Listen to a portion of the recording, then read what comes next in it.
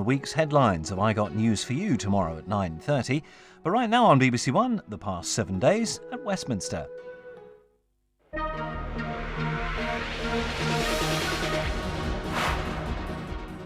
You're an embarrassment to the Prime Minister, Mr. Blunkett.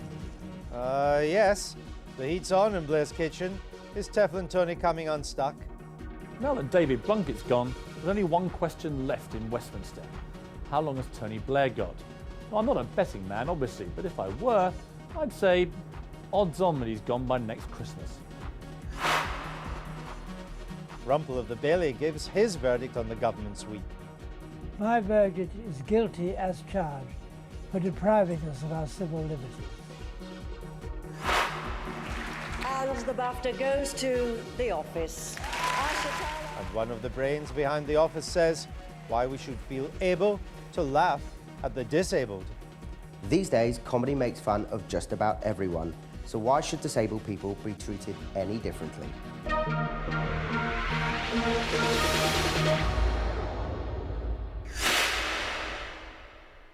Even all, welcome to this week where, hot off the back of the David show, it's formerly known as Question Time, we bring you the show with a whole lot more David than you ever thought possible. Because, of course, the David of this week is none other than that wee lad, David Blunkett, after it turned out, yet again, that his Sheffield steel ain't so stainless after all. And as the sun went down on his career, other things involving the sun were also going down in another part of London. Yeah, the Sun's editor, Rebecca Wade, was arrested today for allegedly assaulting hard-man husband Ross Kemp. He's the bold chap on EastEnders, my team of researchers tell me. And hello, hold this and listen to this. Listen, after a night out on the tiles with somebody called David Blunkett. File this story under from the Department of You Couldn't Make It Up. Unless, of course, you actually write for The Sun, where they're used to this sort of thing. Though I think this time you ain't going to be allowed to write about it. But never fear, for the unvarnished truth will be revealed tonight, courtesy of a couple who know a thing or two about spousal abuse. You see it here on the sofa, live and unedited every Thursday night. No hard blows, of course, but plenty of low ones and harsh words to boot. I speak, of course, of Michael Portillo and Diane Abbott. What a week. What a week. Michael, your moment from this momentous week. Well, within a few minutes of David Blunkett resigning, the government was then almost defeated on the terrorism bill on this issue of trying to outlaw the glorification of terrorism. And the amendment was that there had to be an intention actually to support or promote terrorism. And I thought that was amazing that the government went down to a majority of one. And I wanted to congratulate Diane for voting against the government because I think she's absolutely right to have done so. Oh, we don't want enough of this consensus nonsense. Diane, your moment of the week. I think it was Tuesday, and David Blunkett was quoted as saying, "I am not resigning." When a politician says, "I am not resigning," it's a sure sign they're going to resign within 24 hours. And he did. And the Prime Minister's support for him was the most half-hearted I'd ever seen. Yes. Kind of knew the skids were No, under you him. knew that it was the beginning of the end. But there was also that moment, wasn't there, where the Prime Minister seemed to say that no minister needed to resign if he was able to hold on to his job. I mean, the test was not whether he'd done anything wrong, but whether he could cling on to office. Isn't that a tautology?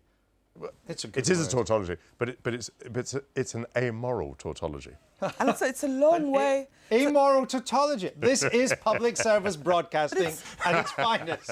We have to move on. We are going to talk. It may surprise you to know, Diane. We'll be talking about these things as the evening goes on.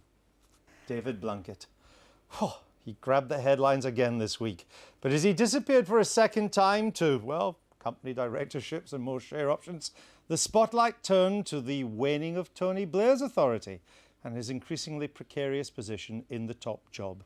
Indeed, from the face of Gordon Brown at Prime Minister's Questions yesterday, some might have thought that Mr. Blair would be well advised to impose a no smirking ban at Westminster. So what do we make it all? No smirking from you, Michael. Who better than the ultimate insider? Well, that's what he claims in his dodgy diaries. A former editor, I use the word loosely, New Labour confidant until he became the man Sherry Booth loved to hate, so that can't make him all a bad person, Piers Morgan.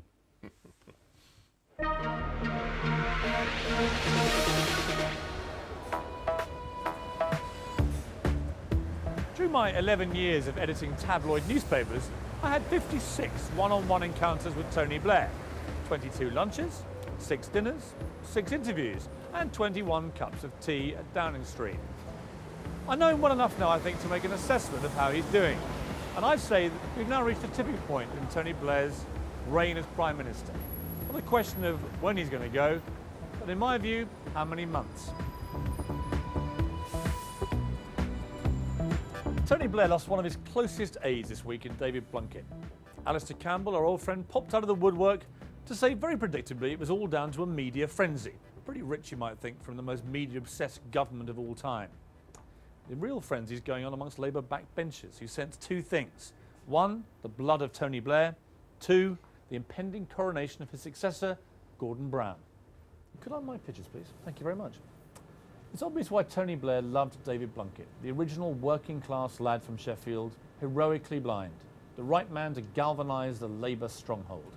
Unfortunately, Blunkett shares the Blairs' love for the glamorous world, the world of Annabelles, the world of flirty blondes. Rather like Icarus, they love to get close to the sun, and once they had it, they couldn't get enough of it. If a football manager announced he was leaving in 3 years' time, then he'd very quickly lose his dressing room. And I think that's what's happening to Tony Blair. He's lost his dressing room. They're gravitating to his successor, the deputy manager. Now you might be thinking, how the hell do you know all this? All I can say is, sometimes you need to talk to the horse's mouth.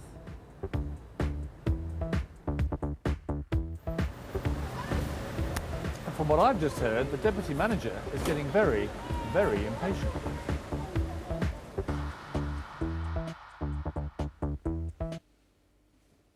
Piers Morgan from the Snappy Snap shop in Victoria. You can see no expense was Honestly, it was so lavish. spared on that film tonight. So lavish. We are cavalier with the licence fee. Welcome to the programme. Diane, Alistair Campbell says it's all media spin. It's a media storm. He's been on every channel to tell us so. Are the skids really under Tony Blair? I think you have to be very careful about prophesying the imminent decline of Tony Blair. Coming out of the general election, some of us thought he couldn't last, and then there was the bombings, and he came back. But Piers is right in saying that by announcing that he's going, actually, eyes inevitably turn to the succession. So are the skids under him? It's been a very bad week for him. Is that a yes?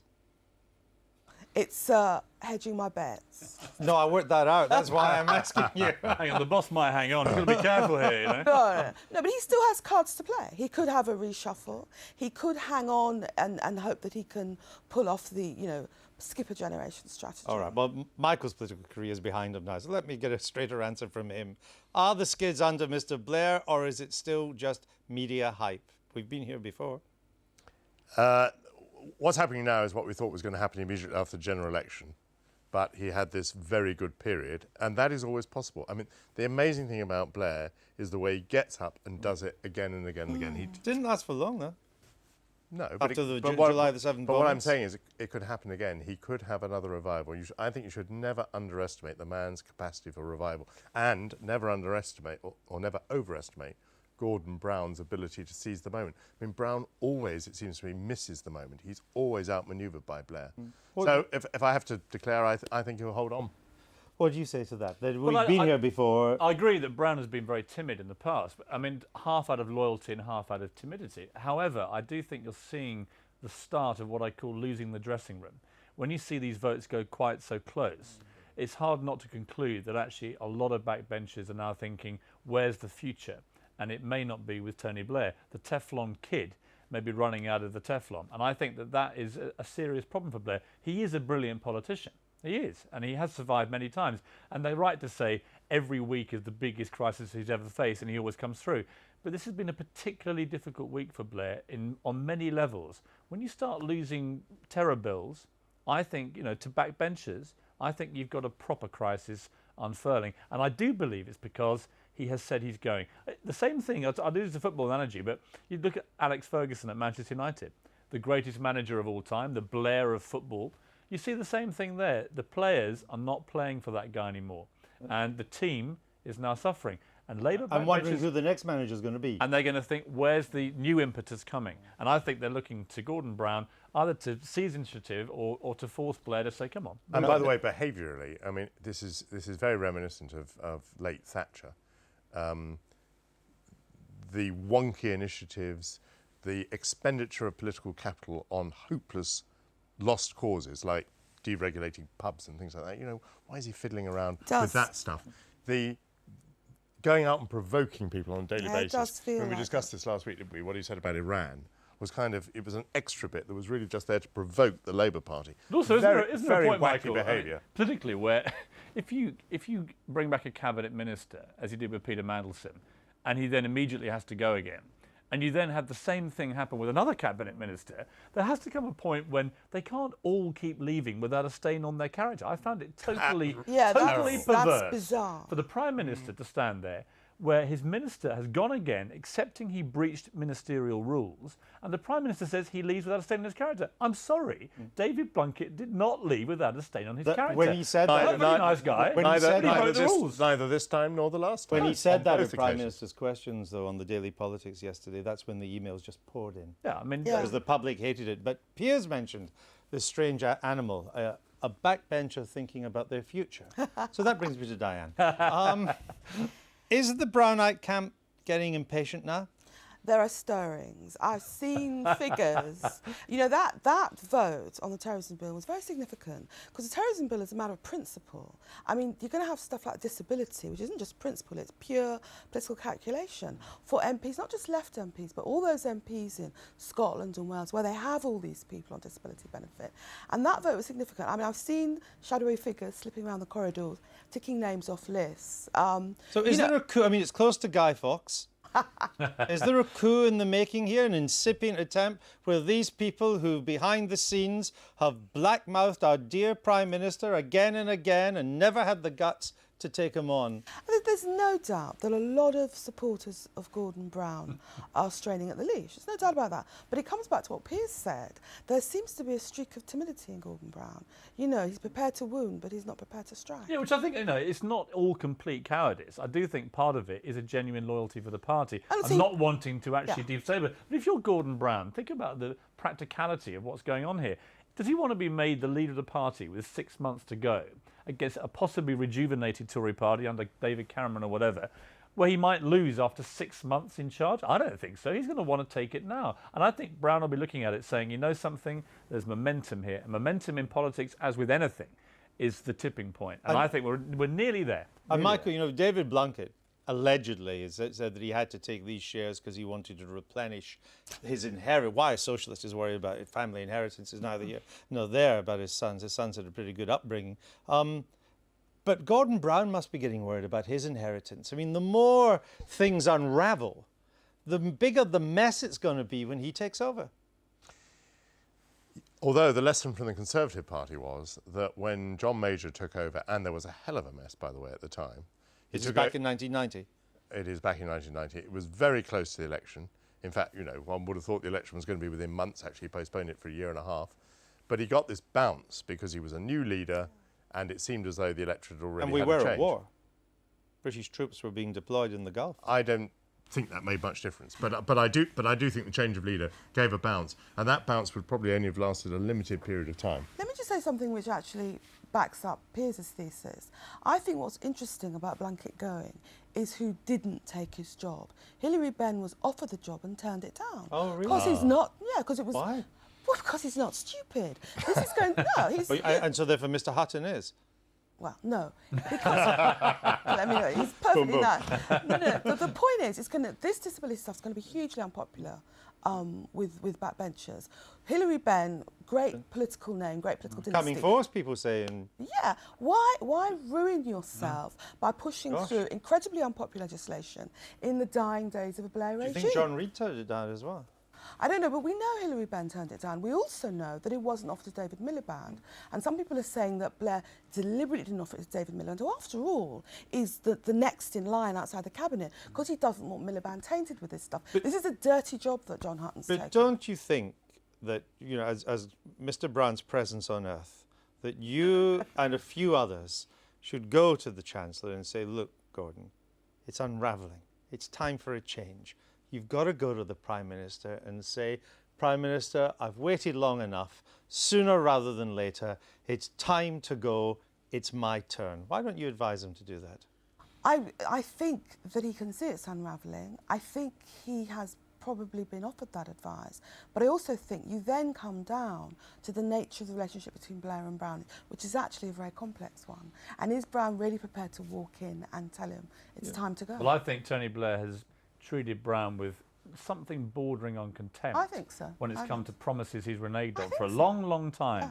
And I think Blair will wake up pretty soon and find there is a bit of steel in the iron laddie. And I think he will actually knife Blair sooner rather than later.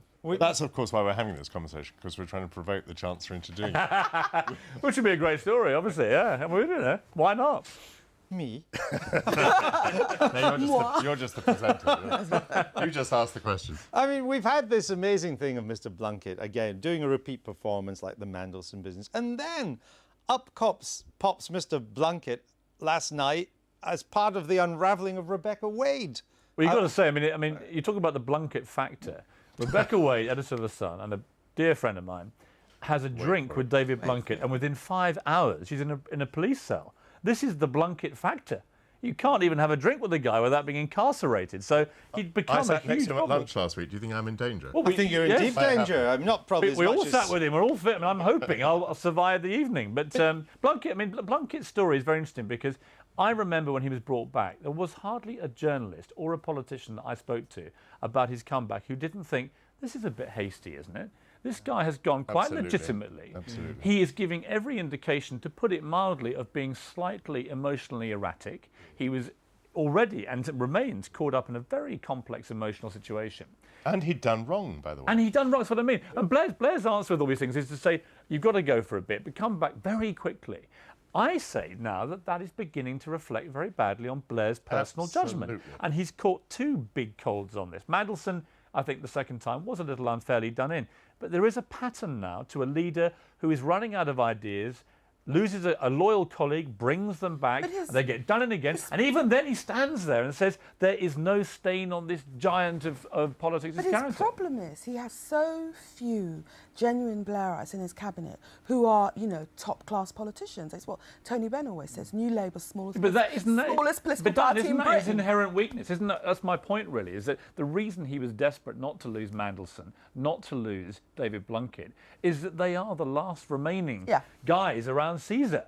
And, Brutus is lurking. And I think that... And anyway, a Prime Minister who took £1 million from Formula One and then changed the policy on tobacco advertising, the Prime Minister who loves his expensive holidays, the Prime Minister's wife who goes off on great big speaking tour, is not the Prime Minister who's going to lay down the law to David Blunkett about what his earnings should but be. hold on, you just began this conversation by saying you thought the Prime Minister could survive for a while yet, and yet everything I've just listened from all three of you, there's a kind of, would suggest, if you're right, I say if, there's a real fin de siècle stench about this now. I think we've seen Blair at his very worst. We've seen all the most undesirable aspects of Blair in the last fortnight, and I'm very angry with him. I think he's behaved really poorly. The Prime Minister has. I think he's really set bad standards in government.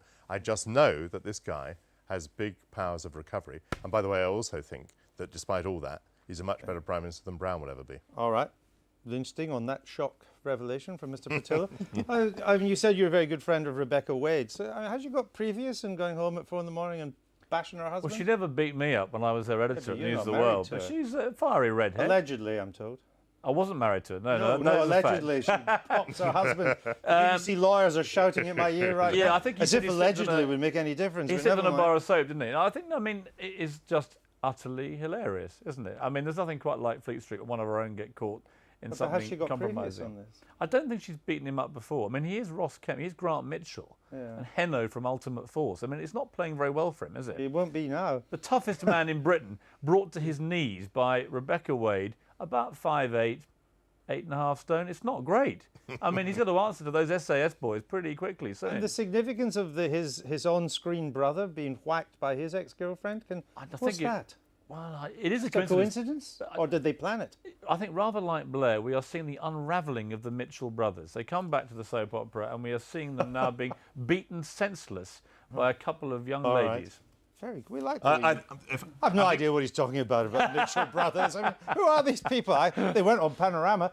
We have to leave it there. But the team in the Stuart Gallery, they think they've done so well, they'd like you to stay. Really? Yeah. Well, hang on. No extra fee. Are you paying me for this? I think Rebecca Wade's so fortunate too that a friend has come on to talk about it. Yeah, right. Imagine how bad it might have been otherwise. I think Exactly, to all quote right. a phrase, I think Rebecca leaves this incident without any stain on her character whatsoever. Right, so there's another thing she has in common with Mr. Blunkett. You can see it's a tough crowd tonight, so at home, how are you doing? You still got another one of these, these little screw-top bottles of wine that you bought on the train home today? Are you down to your last carton of Matthias Rosé? Or maybe you're still sipping that lone tinny you bought on your bus journey home. And all the while, David Blunkett's living it up in Annabelle's. But don't worry, we still love you. So put your feet up, chin up, stick with us, because coming up, we've Ash Atala, one of the creative brains behind the hit British sitcom The Office, who'll be saying that our readiness to laugh at disability says something about us. But first, we've a treat and a half for you, but only if your noses are clean and your conscience is clear, which counts out my guess, because John Mortimer, the creator of Rumple of the Bailey and a distinguished QC in his own right, has cast an eye over the evidence of this political week, and he's now ready to give us his verdict. So straighten your cuffs, consider yourself sworn in, and pray stand, because here comes the judge.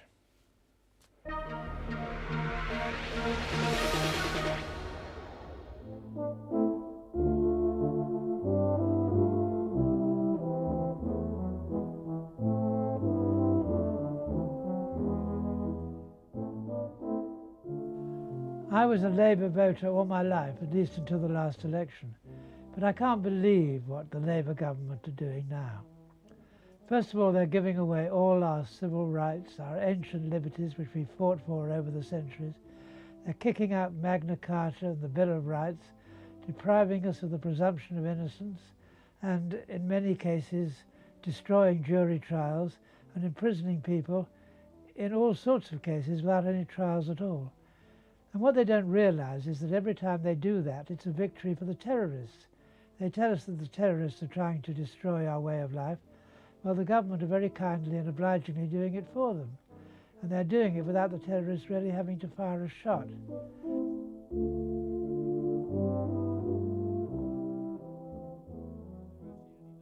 Among the outrageous attacks on our civil liberties has been a great attack on the freedom of speech, our freedom to say what we think and what we like, which is the absurd glorification of a terrorism bill, which I suppose means that you can't praise the French Revolution or the Russian Revolution or all the revolutions which have set up governments in Europe, even our own revolution, which ended in the beheading of a king and the appointment of a revolutionary government.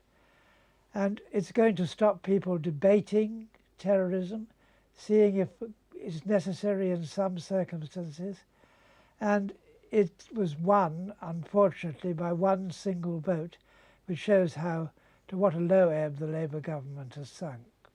Once you get this onto the statute book, then we are letting loose into the criminal law something which all of us in the course of our lifetime will have cause profoundly to regret.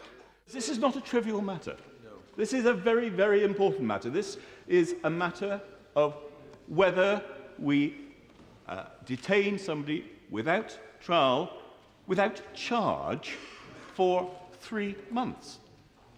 That is not the British way of doing things. If we allow that, then we have allowed at least a partial victory for the terrorists.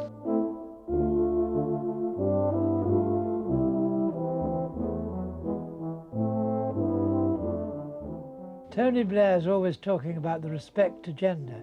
That means that children have to respect their elders and betters, their teachers, and obey the rules. But when his cabinet minister, Mr. Blunkett, clearly disobeyed all the rules, he said that didn't matter at all and he would have Mr. Blunkett back in the cabinet, which shows how curious thought process is of our present leader. I think as he goes from government, we should say he goes, in my view, with no stain of impropriety against him whatever. What I've got against Mr. Blunkett is not so much that he broke some of the cabinet rules or even his account at Annabelle's. He was really an absolutely ghastly Home Secretary. He was one of the most vicious Home Secretaries in ignoring all our civil rights and civil liberties. He said he came into power as a Home Secretary hoping to make Jack Straw look like a liberal, and anyone who uses the word liberal as a term of abuse, in my book, is a hopeless reactionary. I'm deeply sorry for the embarrassment that I've caused to the Prime Minister. As we saw at Prime Minister's questions today from Michael Howard, it is the Prime Minister that some people wish to target. I wish to support him. I wish him to continue carrying forward the modernisation and reform agenda.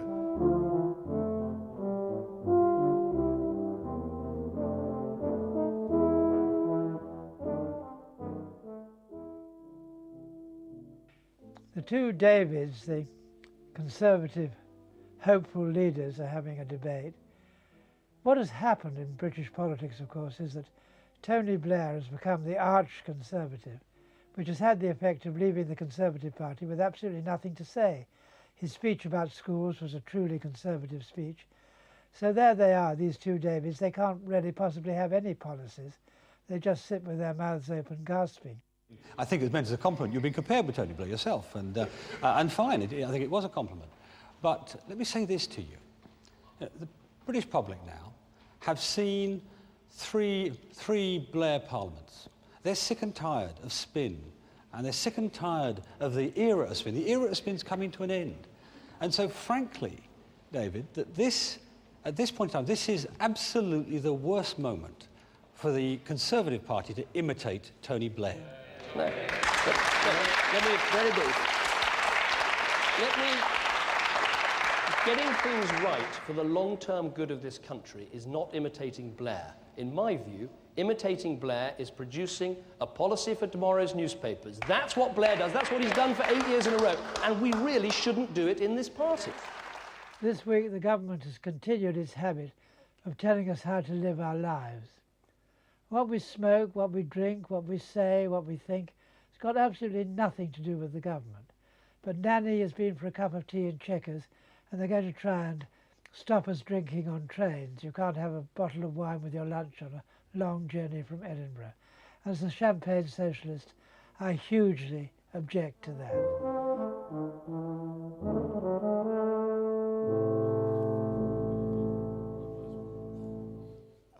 John Mortimer there, the famous champagne socialist. Got lots of cheers in the studio here from this lot. I wonder why. Michael, you watched the debate tonight, the Dave and David show on Question Time. Your verdict? David Cameron made no progress. I think David Davis made a little bit of progress. Overall, I thought it was pretty dull. David Cameron, in particular, was too fond of repeating phrases he'd already used, and I think people are onto that.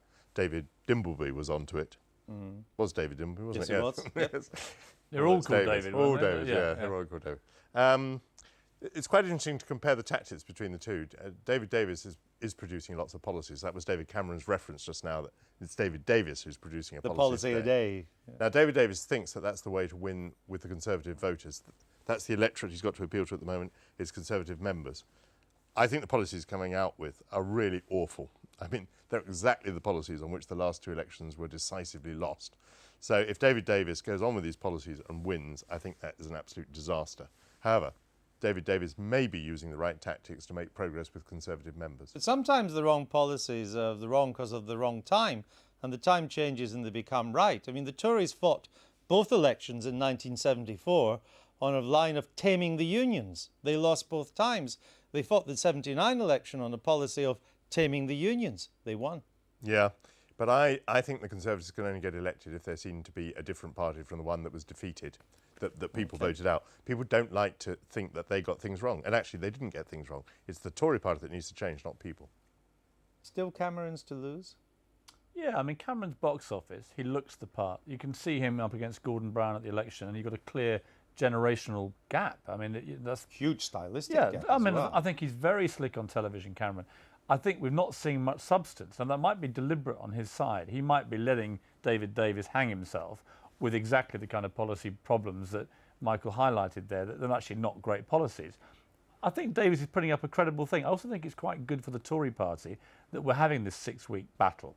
I think it might concentrate Cameron's mind for the real fight to come. I think Cameron will win. I think it'll be good for the Tories that they have somebody like Cameron. I think he's intelligent. I think he's personable. I think he's got a lot of the qualities that we first loved about Tony Blair. He is a bit of a breath of fresh air. He has a full head of hair, which I think from a Tory leadership point of view is no bad thing. But they both do. I think Davis is the real McCoy. I think it is. I think a rising doubt, surely. But Cameron's is dark. Did you see on this programme we discussed the big issues of the Mitchell brothers and David Davis's hair. It's turning out to be not quite the shoe-in that many people said. But isn't that healthy? I mean, I think that. But you agree with that? Yeah, I think it is. I think it's why it's been a good system, actually. I mean, I thought right from the time when the Tory party conference happened and all these guys got put up on the podium and actually said what they thought. We haven't seen that at party conference in years. Well, I stopped going to because it was so tedious watching these people go up and say whatever Tony Blair wanted them to, or Michael Howard, whatever. From that moment, we've had a real debate in the Tory party by clever, intelligent people. I also think what the Tories are cunningly getting together, perhaps just by chance, they're getting quite a good team together. You know, if Cameron can win here, or Davis, but I'm assuming Cameron will win, and he has Davis now, who's, I think, grown in stature. Liam Fox, grown in stature. They can persuade Ken Clarke to be part of the team. William Hague. You're starting, well, you say that, but Ken Clarke remains. Michael Portillo and the Lords. Well, I would obviously. I mean, when you said Portillo was finished politically, I assumed that was some sort of joke. Portillo of this week. Oh, most certainly. I think the last thing that Cameron should do is try and make a grand coalition. I mean, what is needed now is a group of people who agree what the party's got to do, and then they go and do it. You can't have any more of this. Don't you have a group of people who are electable? Enough Tories. I Tories. want to come on to the terror bill again, Diane. Well, because it's such a significant piece of legislation, both in its substance and for what it tells us about the state of our politics at the moment. Yeah. Will the Prime Minister get this bill through? He's going to have great difficulty getting it through in recognisable form. Remember, this is the Commons, OK? And he only had a majority of one. The Lords are going to take it apart. This is exactly the type of thing the Lords don't like. So he's going to have difficulty with the bill. And the 90 days, he's not going to get 90 days. I can tell you that now. It's exactly. Really? Oh no, he'll not get 90. Would that be significant? He'll not if get he 90 can't get the 90 days, is that a significant development, Michael? Well, Charles Clarke has been saying for a long time that it's not going to be 90 days. He's been hinting that it'll be a lower figure. I do remember the Prime Minister saying that he had been convinced by the police that 90 days was the right number. So he's kind of on record for 90 days. But hang on a second. I mean, he talked about the intelligence services saying they needed 90 days. Sorry, but forgive me if I'm slightly sceptical about the intelligence services. Well, we also know that MI5 did not ask for 90 days. Well, I'm sure that they have no stain on their character, to quote the buzz phrase, but the reality is they said Saddam Hussein had an arsenal of weapons of mass destruction. I don't take necessarily what they say as gospel. I also remember what happened with Camp X-Ray. You know, and are we going to go down the route of the Americans in Camp X-Ray, where they incarcerate 600-700 people, one of whom was 92 years old. They roll them off the streets of Afghanistan. They say they're the worst of the worst terrorists in the world. 2 years later of incarceration in total deprivation, most of them walk free without any charges. I'm sorry, this is not the freedom and democracy that we are rampaging around the world for, instilling this on other countries. He gets very belligerent when he agrees with us. We'll agree with you. We're all against this bill. And any Prime Minister who comes to the House... I get very aggrieved with Blair, because I think what he's doing, as usual, is trying to say, look, the police, the intelligence services, everyone's behind me on this, and so are the public. He always turns it on the public, saying... Any Prime Minister who comes to the House Commons and says, this is what the police want, is not doing his job. All right, no, you two, you've agreed enough. All right. That's enough of this. The reason, then, that he's not going to get his terror bill through is because the Tories are also going to vote against it, too, and the Tories and the Laws and Liberals, too. But on welfare reform, on the school reform, although a big chunk of the Labour Party doesn't like them, he may get them through because...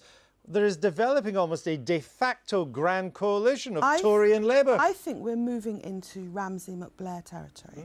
For younger viewers, the most reviled Labour Prime Minister of the 20th century is Ramsay MacDonald, who dumped his party and formed a coalition with the Tories, a national government. I don't think Blair's going to form a formal national government, but he will be, in effect, united with a Cameron wing of the Tory party to drive through stuff which the Labour Party on its own wouldn't vote for, which is great for him, but very damaging for the party. Michael? Well, the trap for Cameron. Cameron has already said that he doesn't want to have Yahoo politics, and that implies that he would agree with the government from time to time.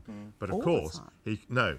that's what he can't do. He can't agree with the government all the time Sure. because he can't pass up the opportunities when sometimes the government will get defeated. Okay, we have to leave it there on a night of amoral tautologies and Ramsay MacDonald. And the Mitchell brothers. You don't get this on ITV, you know. And Piers Morgan, who you get on Channel 4. We thank you for joining us. Thank you very much. Good Pleasure. to see you. Now, amid all the chatter and the analysis of Mr. Blunkett's downfall and the spousal abuse at the Sun this week, all the pundits seemed agreed on one thing. That's the extraordinary nature of what our former cabinet ministers achieved as a blind man, beating the odds and clambering to the top of the political tree. Yet some observers reckon that it's his sightlessness itself that lurks behind our readiness now to treat him as a figure of fun. So, how do our reactions to his fortunes reflect our wider attitudes to disability? And should our willingness to laugh at jokes about the disabled be a cause for celebration or concern? This week, disabilities in the spotlight.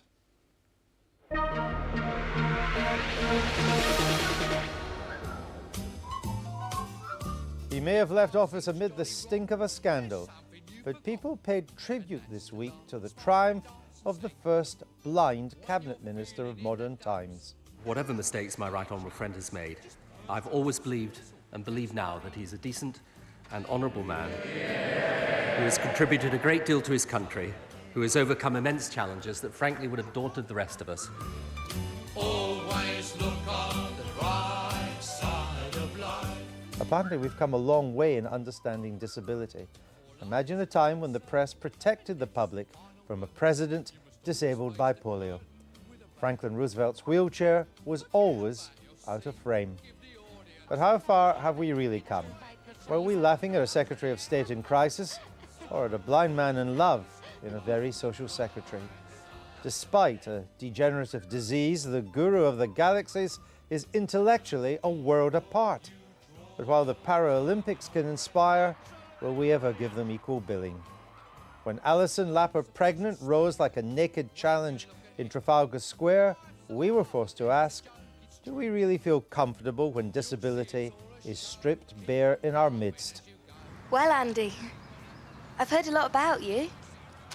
We seem so ready to laugh at disability gags, but is the joke really on us? All right, come on, you groovy disc jockey. Better get this rubbish off now. Little Britain, the Cult Show. We're joined by Ash Atala, the director or creator of the other Cult Show. Producer. Producer, yeah. That'll do for me. Okay, thank you. Tell me, what does it say that we're now, what does it say about us, that we're now prepared to laugh at a scene that we just saw there? I think it's a really, really good thing. I think it means that we have come a long way, and I think that disability can't be ring-fenced. You know, you had Piers Morgan on earlier, and my God, it's just open season, isn't it, these days, in the tabloids? It's just a war out there, and I just think that disability can't unilaterally decide that people can't make fun of it. You think it's got to take its sort of hard knocks along with everything else, Absolutely. with race and religion? Of course. Has disability, do you think, been more of a taboo? Has it been one of the last taboos that comedians and shows like yours have not been prepared to touch? Yeah, I think that risque comedy is called risque comedy for a reason. It's because that when it goes wrong, it's a spectacular disaster, and of course that means that people are going to be afraid of it, but I don't think that means that they shouldn't do it. I just think it means that if you are going to do it, get it right, really get it right, because if you make a weak joke about disability, if you make a weak joke about race, it doesn't half look a crap joke if you get it wrong. Why have we changed? Why have we changed that this now becomes acceptable and part of the mainstream? Well, I think that there are moments in the media where I think we've all got more liberal, haven't we? We've all loosened up. Has that been more liberal? That, in a way, you could say it's.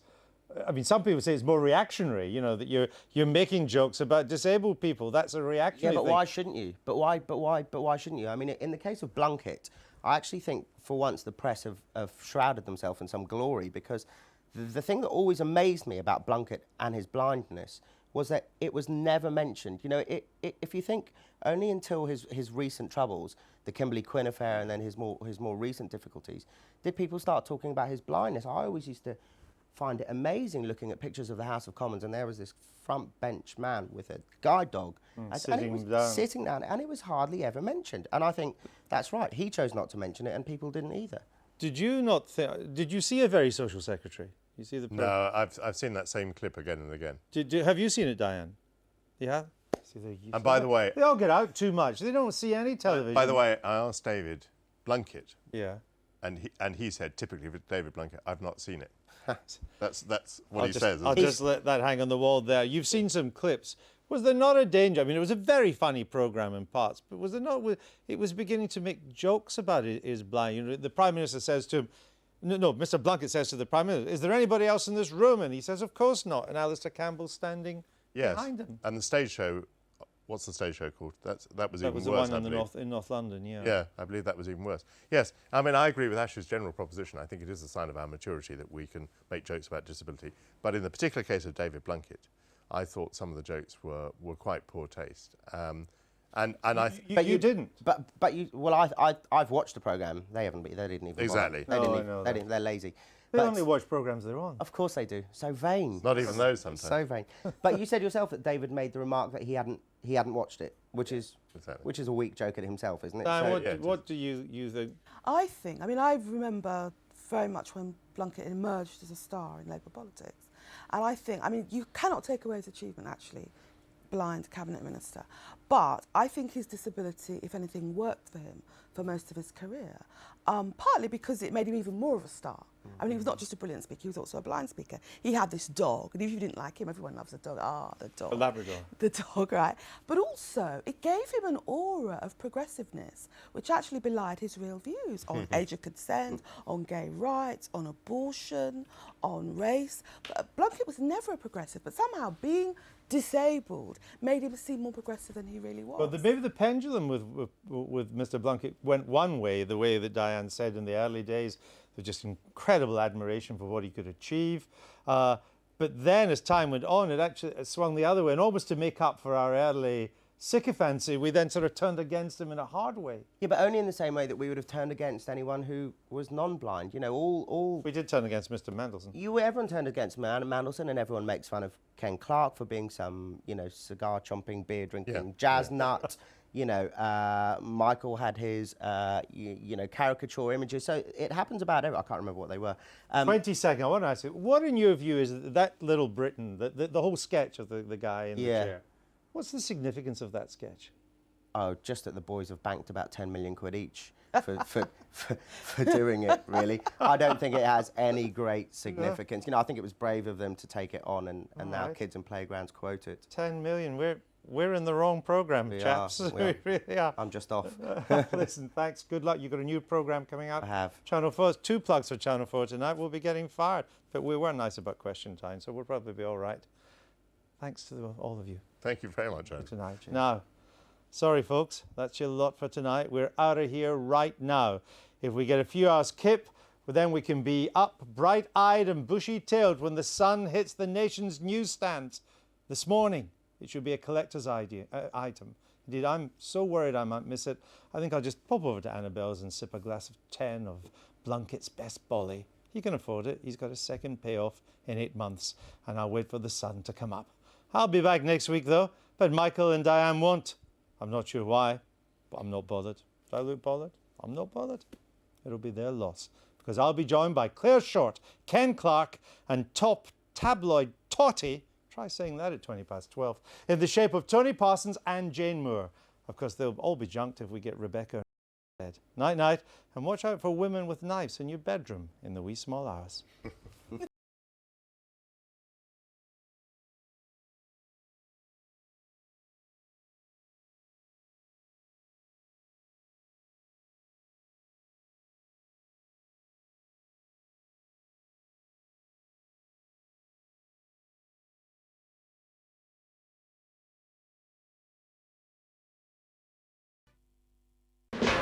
Sorry to bother you, but what can I do about the graffiti on my street?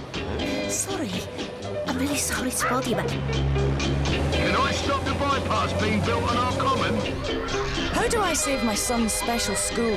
There are easier ways to ask for help. Just get in touch with Action Network and you'll find thousands of people across the country who care about the same things you do. Visit the Action Network at bbc.co.uk and you can change the world around you. Debating when British troops should be withdrawn from Iraq, Panorama begins tonight's Sign Zone here on BBC One in 5 minutes.